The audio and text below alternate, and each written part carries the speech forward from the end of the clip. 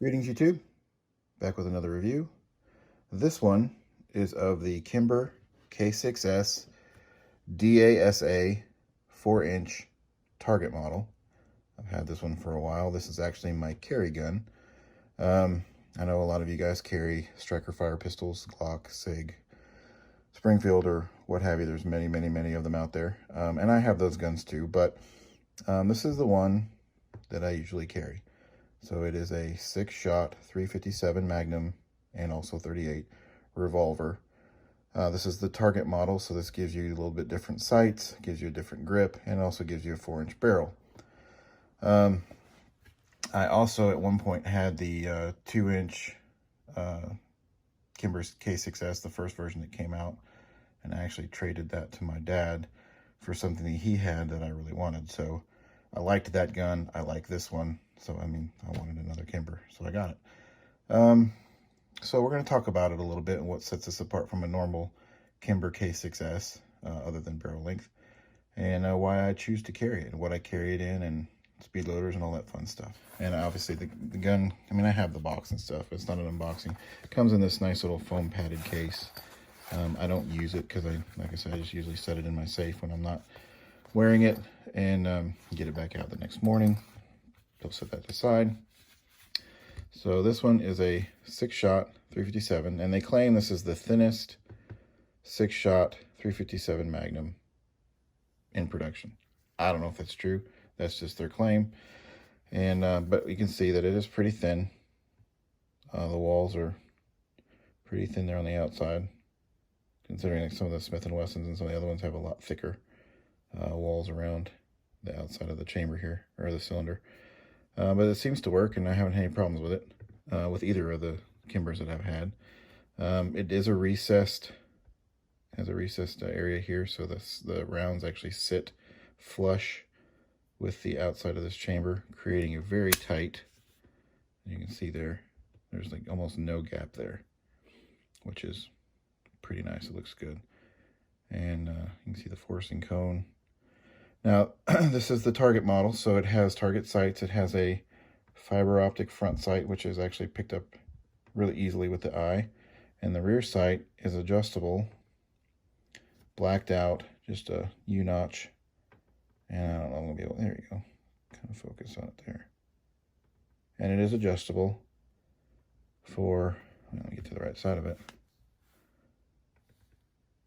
for windage, using the dovetail there, and then elevation using that screw.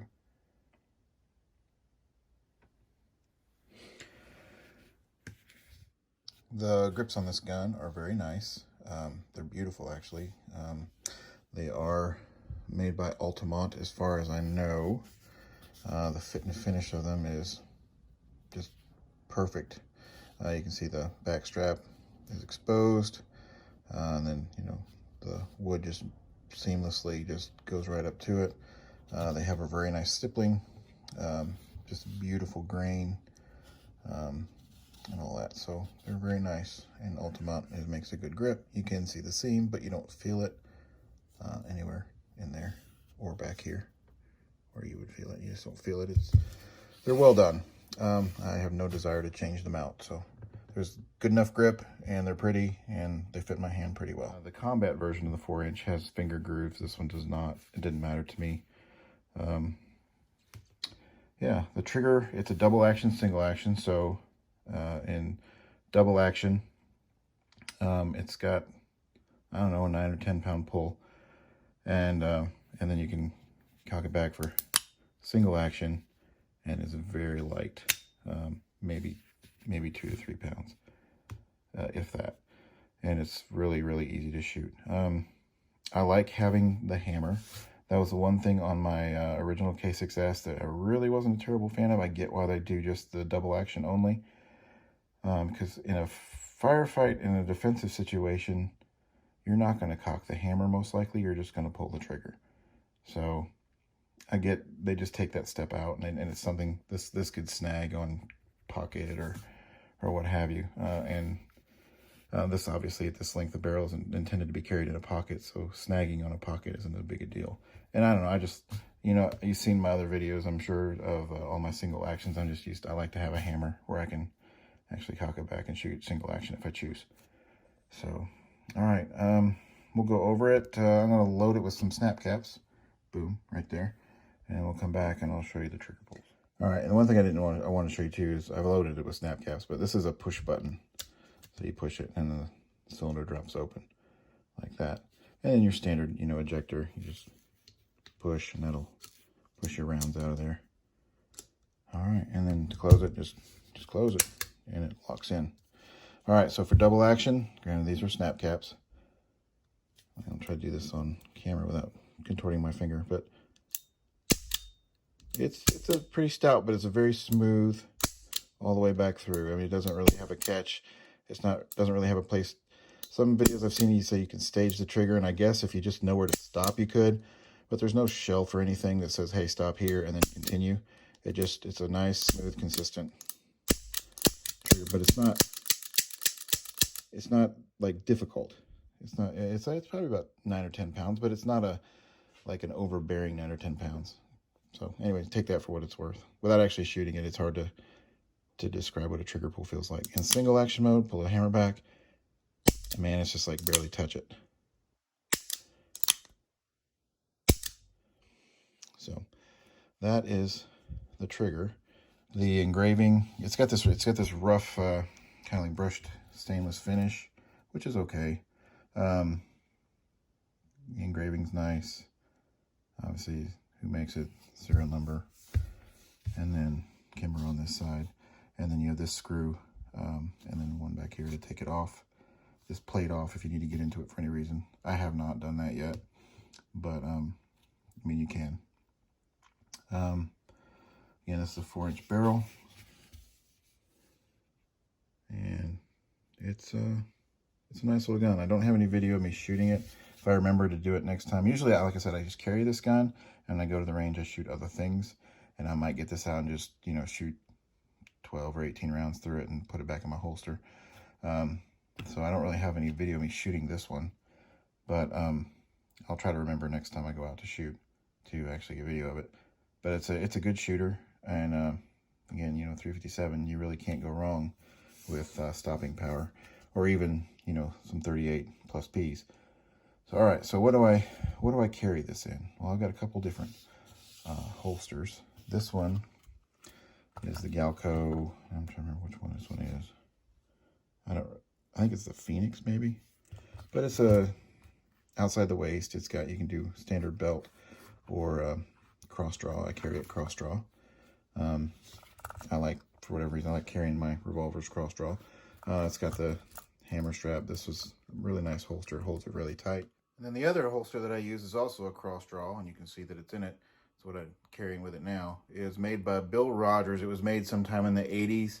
I'm not exactly sure what gun it was made for, if it was a Colt or Smith & Wesson, but I'm assuming it was a J-frame style, or at least size, because it fits this one pretty snugly. It's got an open kind of a top for quick draw. It's got a retention screw, and it's got, I mean, it holds it really tight, and it fits it really well.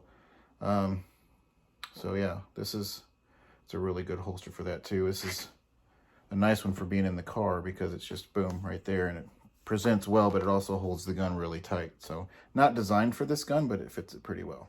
And then, you know, if I choose to carry speed loaders, I've got these Galco speed loader carriers. Kimber makes a speed loader that's all aluminum, holds the 6 rounds, fits this gun perfectly. With this having a narrower cylinder, I just opted to go with the ones made for the gun instead of trying to find an aftermarket one that wouldn't be too thick to fit in there. It does come with speed strips, or one speed strip with the gun when you buy it, and that holds 6 rounds also. And these these are actually Federal factory loaded 158 grain semi-jacketed hollow point 357 Magnum.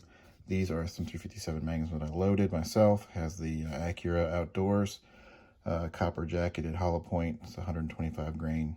These suckers are hot, but cool.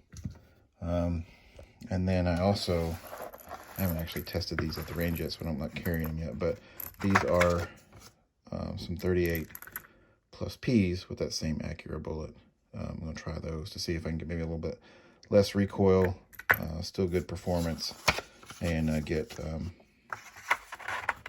some you know, quicker sight back to sight acquisition, I guess, after each shot, and with just a little bit less recoil kick. So anyway, that's just a quick look at this gun. There's not too many videos of this particular version of the Kimber K6S out there, so I just thought I'd make a real quick video on it. Granted, it's not, you know, all-inclusive. I don't go through technical specs and all that other stuff. It's just, hey, look at this. It's different than the other ones. And if you're thinking about getting one, especially, you know, it's 2020 pandemic time, and you may not be able to find a Glock or a SIG or whatever, and your gun store may only have a revolver, and it may only have this one, and you want to know, is this any good? Kimber's really not known for the revolvers, or at least they didn't used to be. But I tell you what, this is the second one I've owned, and I like them. I really do. They're small, they're powerful, they carry a powerful round. And you know, it's about the size of a J-frame, Smith & Wesson J-frame, which is normally a 5-shot revolver, and this has got 6. So, and you know, I carry either speed loaders or speed strips, depending on what I'm wearing that day. So you have reloads that are pretty quick as well. Is it as fast or as plentiful as a semi? I don't know. I'm more confident with a revolver, so that's what I carry. All right, well, thank you for watching, and I hope you'll have a good day.